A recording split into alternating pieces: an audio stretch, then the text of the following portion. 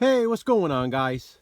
The Horror Man back with the next review of the Terror in the Aisles challenge. This time, Jason and I watched Friday the 13th.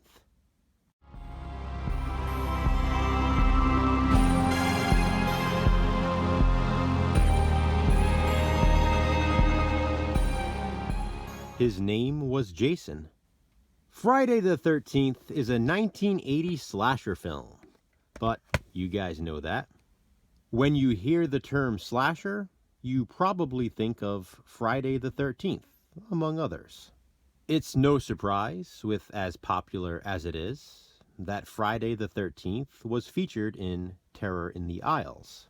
Friday the 13th Part 2 and Friday the 13th Part 3 were also featured, but we'll get to those later. I can't imagine anyone out there being a horror fan and not seeing this movie. But regardless, here's a brief synopsis, as if you need it.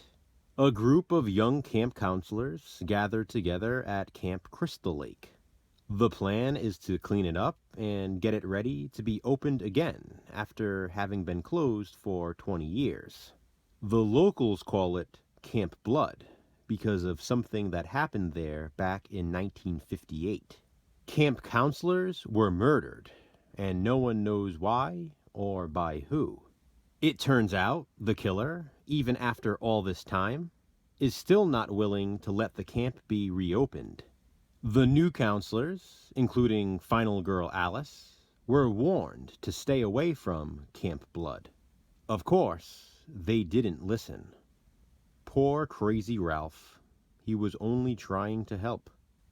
Let's be honest here.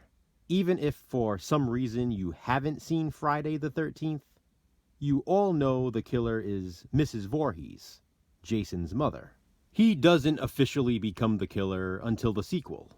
This point is made clear in the original Scream. Casey Becker got the question wrong.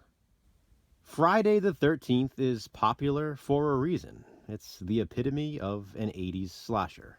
Sean S. Cunningham, the director, admitted he basically ripped off Halloween. This movie was a big contributor to the body count trend. The camp setting also became a popular staple in the slasher genre. No other is more popular as Camp Crystal Lake. While the movie is set in New York, the film was actually shot on location at a real camp in New Jersey. I admit I do love this camp setting in particular. The thunder and lightning storm definitely adds to the atmosphere in this movie. It's funny how there's a storm in so many of the Friday the 13th films. This was also, of course, our introduction to Kevin Bacon. His death is one of the most memorable in the slasher genre. You get your typical stalk and slash formula, grisly deaths in various methods, the ever so appreciated gratuitous nudity, and a final girl who really fights back. The thing that brings this one down for me, though, and I've said it plenty of times before, is the chase scene.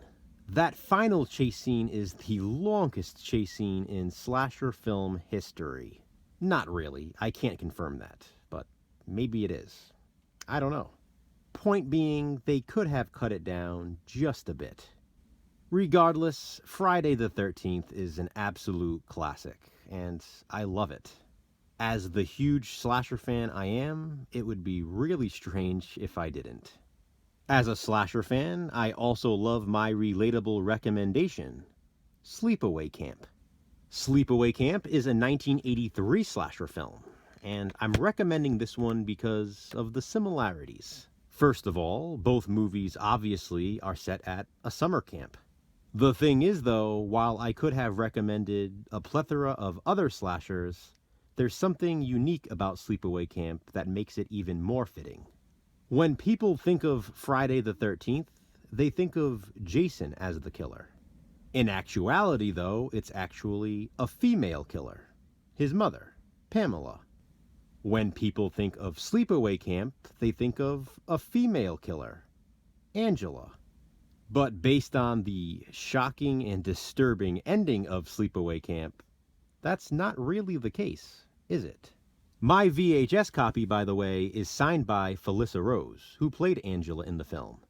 She wrote, "Meet me at the waterfront after the social. Felissa Rose." Sleepaway Camp is definitely one of my favorite 80s slasher films. And obviously, so is Friday the 13th. How about you? Comment below and let me know. His name was Jason, and you should check out his review too.